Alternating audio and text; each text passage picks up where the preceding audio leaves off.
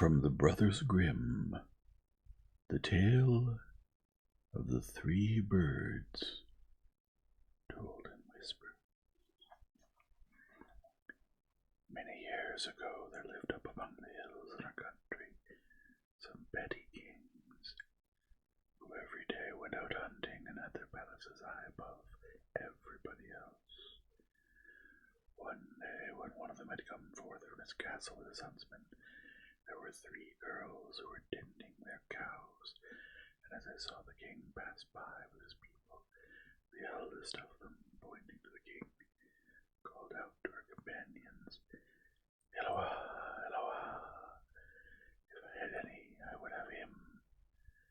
Then the two girls on the other side of the hill exclaimed, each pointing to the two men nearest the king, the one with her right hand, the other with her left, "Eloah, Eloah, if I had any, I would have him." Now these two were the king's ministers. The king, who heard all that was said, as soon as he returned from the hunt, ordered the three maidens to be fetched, and asked them what they had meant in the morning by what they said in the mountains. This question, however, they would not answer, and at last the king inquired of the eldest if she would have him for a husband. To this she said yes, and her two sisters were then asked in marriage by the ministers, for they were all three beautiful and fair, especially the king's wife, who had flaxen hair. Now the two sisters had no children at first, and as the king had to undertake a long journey, he invited them to come and stay with the queen.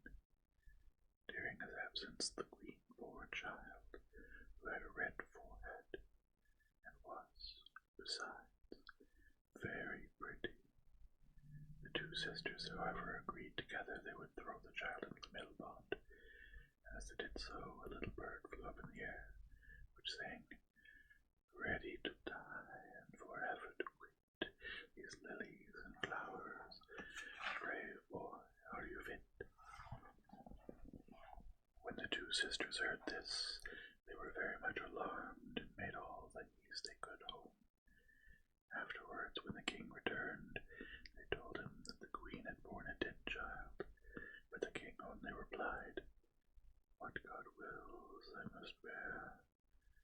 Meanwhile, a fisherman had fished the little boy up out of the water while it still breathed, and as his wife had no children of her own, they brought it up.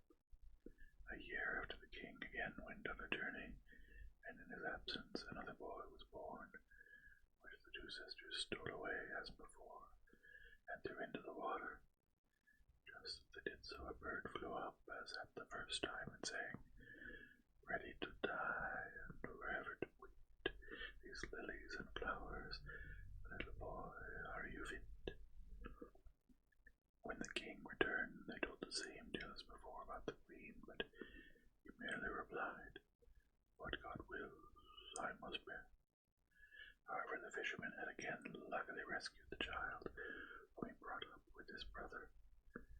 Some time passed before the king journeyed again, but during his absence the child was born, and this time it was a little girl, which the false sisters also threw into the river, and the little bird instantly flew up, singing, "Ready to die and forever to quit these lilies and flowers. Little maid, are you fit?"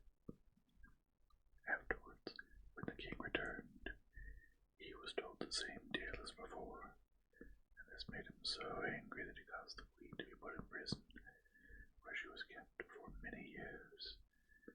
During that time the children grew up, but when the eldest went out to fish, the other boys would not let him come near, and said, "Go your own way, you foundling." This made him very sad, and he asked the fisherman who he was, and the fisherman told him how he had fished him and his brother and sister all out of the water in his net. The eldest boy resolved thereupon that he would go in search of their father, but the fisherman was very unwilling to part with him. At length he consented, and the boy set out, and after traveling for several days came to an immense piece of water, by which stood a woman fishing.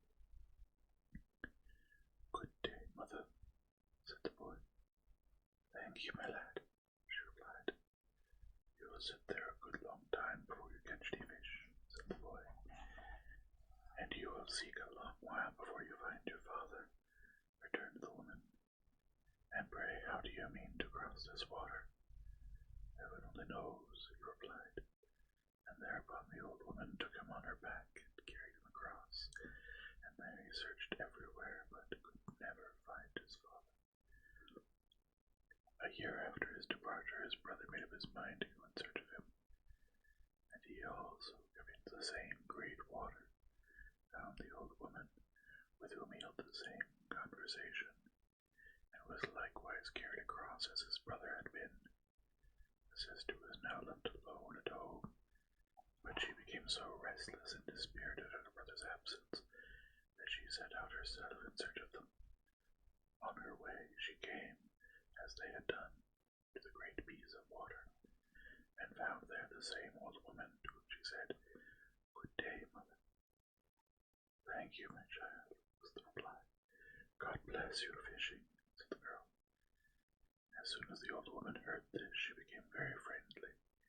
After carrying the maiden across the water, she gave her a staff and said, "Now go straight along on this path, my daughter, and when you come to a great black dog, you must take care neither to laugh at it, nor kick it, but pass it by quietly.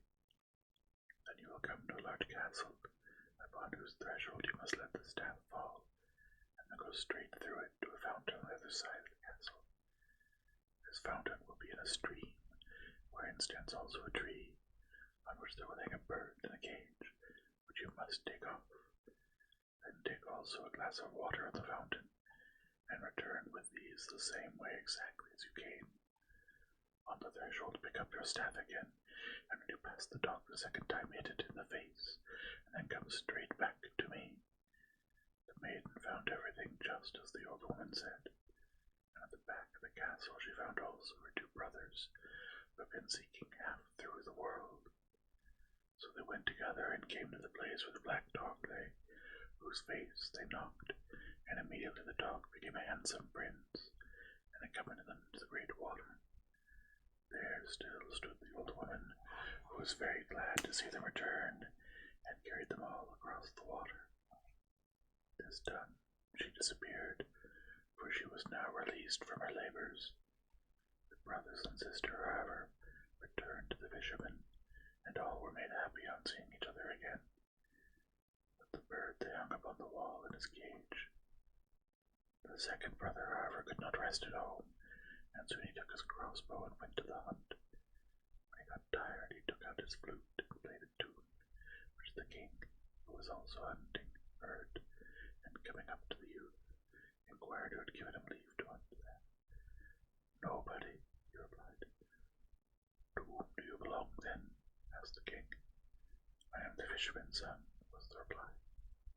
"But he has no children," said the king.